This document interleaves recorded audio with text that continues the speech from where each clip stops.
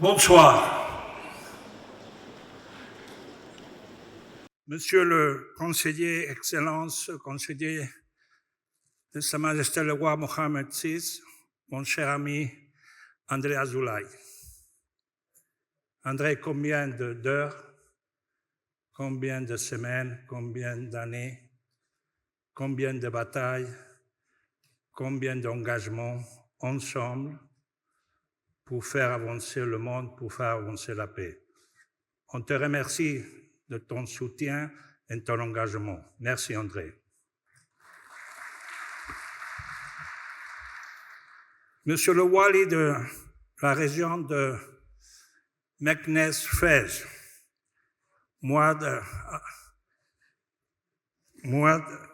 Jamaï, merci de nous accueillir dans cette terre de paix, cette région merveilleuse qui nous accueille.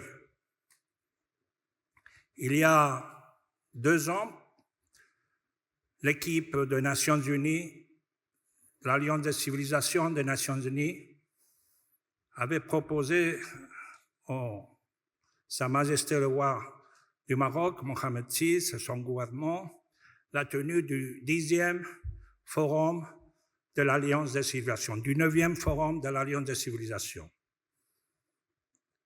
Et Sa Majesté a choisi Fès.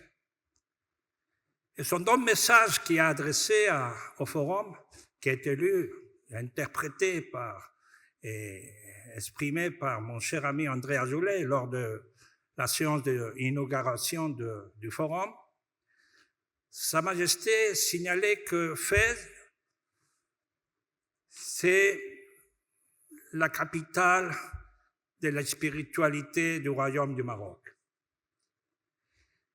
Il signalisait aussi, comme il a bien répété André Azoulay dans ses propos, que Fès incarne l'alliance des civilisations. Le Maroc incarne l'alliance des civilisations.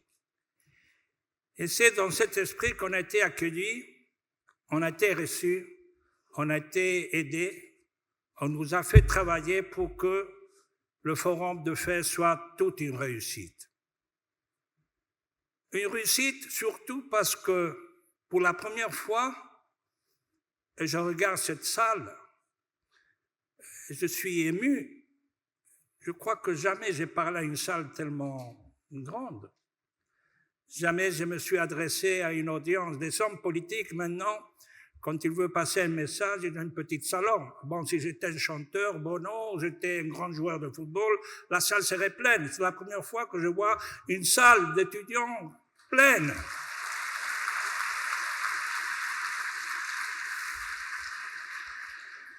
Merci les étudiants d'être avec nous. Et c'est pour ça que le forum de Fès a eu un grand succès, parce qu'on a tenu le forum de la jeunesse. Un forum de la jeunesse que je garde avec un souvenir incroyable. On a établi ce dialogue intergénérationnel, c'est-à-dire les seniors parlaient avec les jeunes nous transmettons ses aspirations, ses rêves, ses angoisses, ses espérances. Et nous, les gens qui ont déjà une expérience, une vie qui a passé avec difficulté, on veut vous transmettre aussi comment on doit gérer la vie, comment on doit avancer dans notre rêve, dans nos aspirations. Et ça a produit un dialogue inoubliable. Et dans cette région, Monsieur le Wali, grâce à l'accueil de la région Meknès-Fès, on a pu finaliser avec grand succès le forum de Fès. Mais le forum de Fès ne s'est pas arrêté là. Le forum de Fès a eu aussi une déclaration, la déclaration de Fès. Une déclaration qui a été inspirée par le message de Sa Majesté le roi Mohammed VI, qui nous a cadré l'exercice, qui nous a signalé le chemin, qui nous a montré qu'il y a une autre voie de gérer l'altérité, comme on vient de dire, qu'on peut avoir la volonté d'avoir une culture de paix, mais il faut la pratiquer, il faut l'exercer, il faut évidemment vouloir qu'elle existe. Et c'est ça en terre de Maroc. que ça s'est produit. Merci les Marocains, merci Sa Majesté, merci le gouvernement pour la pratique de l'Alliance des civilisations. Je me rappelle avec mon cher ami, le président de l'université Euromède, Fès, qu'on s'est rencontrés, on a vécu cette symbiose avec les jeunes, avec les étudiants. Et dans la conversation, c'est venu l'idée de pourquoi pas proposer la création d'une chaire de l'Alliance des civilisations. Et voilà, mon cher président, voilà le rêve qui est réalité. Merci infiniment. Vous avez, mon cher ami, le président de la chaire, Abdelsak, il m'a présenté comme un diplomate. Oui, j'ai commencé comme un diplomate. Mais maintenant, j'ai dépassé cette catégorie. La diplomatie me sert. La diplomatie, c'est un art. La diplomatie, c'est un instrument. La diplomatie, c'est un élément de vivre. Mais j'ai été dans la politique, je suis dans la politique, je suis dans la transformation de la société. Et vous savez, pour quelqu'un qui veut et qui prend des décisions, et que quelquefois on prend des décisions, on signe un traité, on signe un document, mais le temps passe et les décisions ne s'accomplissent pas. Cette fois, grâce à la détermination de l'équipe du professeur, du président Mustapha Bouzmani et de l'équipe de Assoussi et de toute l'équipe de cette université, on a la chaire de l'Alliance des civilisations. C'est une réalité. C'était pas un rêve, c'est pas une initiative. C'est une réalité et je m'en réjouis. Et évidemment, l'Alliance des civilisations des Nations Unies va travailler main dans la main pour faire que ça soit une réussite. On va provider toute notre aide, tout notre soutien, même financier, pour pouvoir continuer à bénéficier de cette rencontre des jeunes de tous les côtés du monde pour travailler ensemble et faire un monde meilleur. Merci. Mais nous sommes ici à Fès, mais surtout on est dans l'université Euromède, Fès, Euromède. Et je veux essayer, si j'ai un peu le temps, et vous me permettez, Monsieur le Président, d'abuser un peu de ce temps, parce que je vois cette audience, c'est une tentation. Pour un homme politique, avoir toute cette audience, c'est une tentation, je ne peux pas rater l'occasion de passer des messages, je ne peux pas rater l'occasion. Et je veux vous essayer de gérer, de pouvoir entre nous échanger des idées qui puissent cadrer le travail et les objectifs de l'Alliance. Quel est le rôle de la chaire de l'Alliance dans ce monde actuel? Quels doivent être les paramètres de cette chaire de l'Alliance des civilisations? Dans quel monde? Dans cette université euro-méditerranéenne. Et pour parler euro-méditerranéenne, on doit parler de la Méditerranée, notre mer.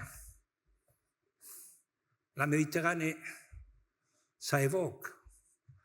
Bon, le monde arabe, il dit c'est la mer Blanche. C'est comme ça que vous la qualifiez.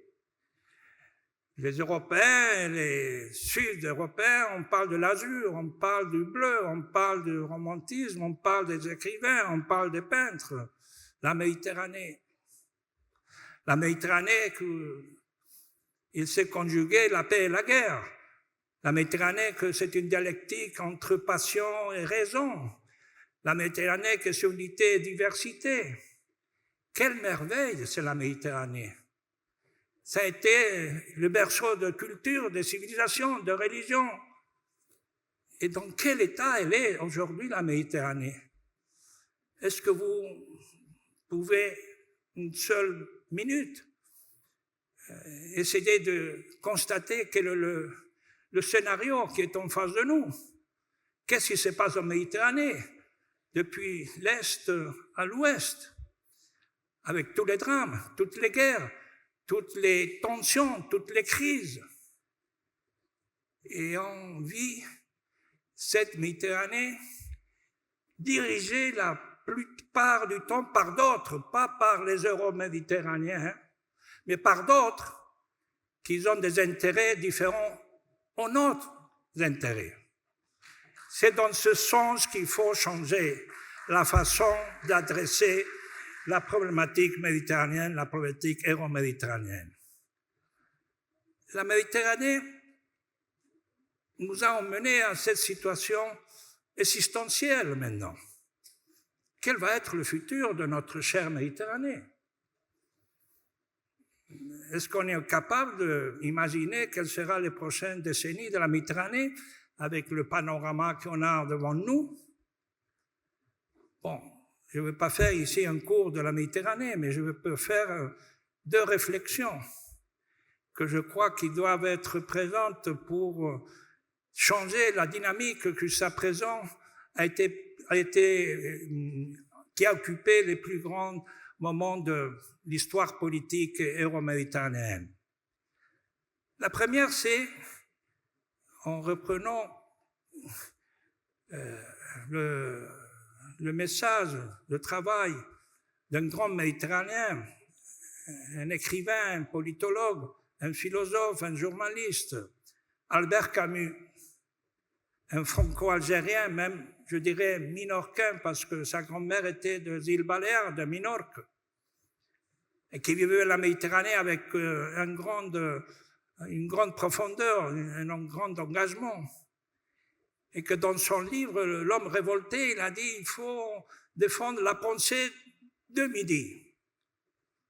La pensée de midi, qu'est-ce que ça veut dire la pensée de midi? La pensée de midi, le midi, c'est le jour, le moment où le soleil est au zénith, où il éclaire, il illumine, où les Méditerranéens voient plus clair, ils voient la justice, la nécessité de justice, de liberté.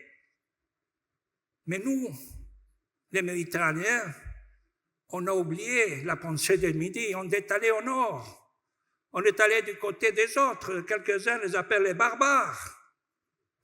Il y en a la pensée mercantiliste, la pensée utilitariste, la pensée qui oublie les sentiments et le rôle de citoyen des hommes, de l'être humain. C'est pour cela que si on veut rebâtir la Méditerranée, il faut retourner à ce que c'est la pensée du Midi, que moi j'ajoute, c'est la pensée du Midi, la pensée du Sud. La pensée du Sud doit s'imposer à la pensée du Nord, qui ne comprend pas les enjeux de la Méditerranée.